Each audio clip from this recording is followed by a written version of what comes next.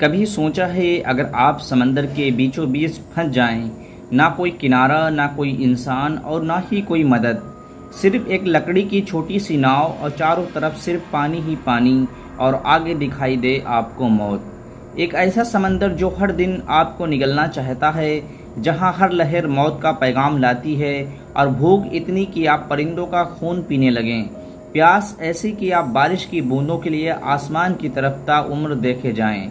और फिर ये सिलसिला एक दिन नहीं, दो दिन नहीं, बल्कि पूरे 133 दिन तक चलता है। आप अकेले, बस अकेले उस समंदर में भटकते रहें। दुनिया की सबसे डरावनी, सबसे चौंकाने वाली और सबसे सच्ची सर्वाइवल स्टोरी, ये कहानी है पून लिम की। एक ऐसा इंसान जिसने मौत से 133 बार टक्कर ली और हर बार उसे हरा कर लौटा।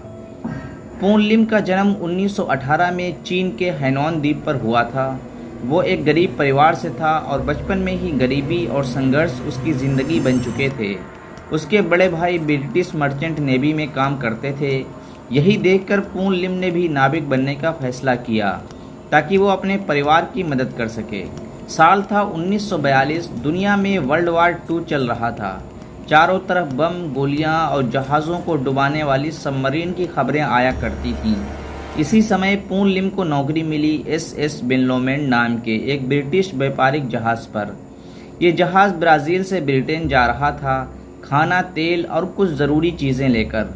पून लिम को नहीं पता था कि यह सफ़र उसकी ज़िंदगी का सबसे बड़ा इम्तिहान बनने वाला है। पून लिम समुद्र के बीचों बीच अटलांटिक महासागर में जहाज़ पर मौजूद था। तभी एक जर्मन U-बोट सबमरीन ने हमला कर दिया। एक टॉर्पीडो जहाज़ के बीचों बीच लगी और तेज़ धमाका हुआ। लहरें उठीं, जहाज़ फट गया। सब कुछ पल भर में ख़त्म। SS बेनलोमेंट डूबने लगा और उसमें सवार लगभग सभी लोग या तो जल गए या तो डूबकर मर गए।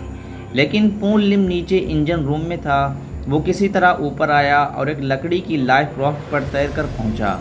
उस राफ्ट में उसके पास था थोड़ा पानी, कुछ बिस्कुट, एक चाकू, एक फ्लैश लाइट और एक छोटी सी बाल्टी। बस यही थी उसकी सारी दौलत और यही था उसका सहारा। अब वो समंदर में अकेला था। किसी को नहीं पता था कि वो जिंदा है या मर चुका। पहले कुछ दिनों तक वो बस बैठा रहा। हर लहर में लगता था कि अब राफ्ट पलट जाएगी। उसने आसमान को देखा, कोई हेलीकॉप्टर नहीं। दूर समंदर में देखा, कोई जहाज़ नहीं। लेकिन उसके पास अब सिर्फ एक रास्ता था, जिंदा रहने का। पून लिम ने धीरे धीरे अपने चारों तरफ की चीज़ों को बदलना शुरू किया। मछली पकड़ने के लिए उसने कपड़ों की रस्सी और कांटे से जाल बनाया। बारिश का पानी इकट्ठा करने के लिए बोतलों और डिब्बों का इस्तेमाल किया। धूप से बचने के लिए उसने कपड़े को छांव की तरह इस्तेमाल किया। वो अब एक समंदर का शिकारी बन चुका था। कुछ ही दिनों में खाना खत्म हो गया। अब सिर्फ भूख उसका सबसे बड़ा दुश्मन थी। उसने मछलियाँ पकड़ना शुरू की, न खून बहाने का डर, न गंध की परवाह किए हुए। फिर उसने समंदर के परिंदों को भी पकड़ना शुरू किया। उन्हें मारकर उसका खून पिया, उसका गोश्त खाया और पंखों से नाव सजाई ताकि कोई उसे दूर से देख सके। एक दिन एक शार्क उसके राफ्ट के पास मंडराने लगी। कई दिन तक वो उसके आसपास रही। पून लिम डर गया। फिर उसने एक भाला बनाया, चाकू को बांस की लकड़ी पर बांधकर। जब शार्क करीब आई तो उसने उस पर वार कर दिया। शार्क बच गई, लेकिन अब पून लिम को समझ आ गया था, अगर जिंदा रहना है तो लड़ना पड़ेगा। 133 दिनों में कई तूफान आए। रातें इतनी ठंडी थीं कि वो कांपता रहा। कई बार लगता था कि अब खत्म, लेकिन हर सुबह सूरज की पहली किरण के साथ उसकी हिम्मत फिर लौट आती।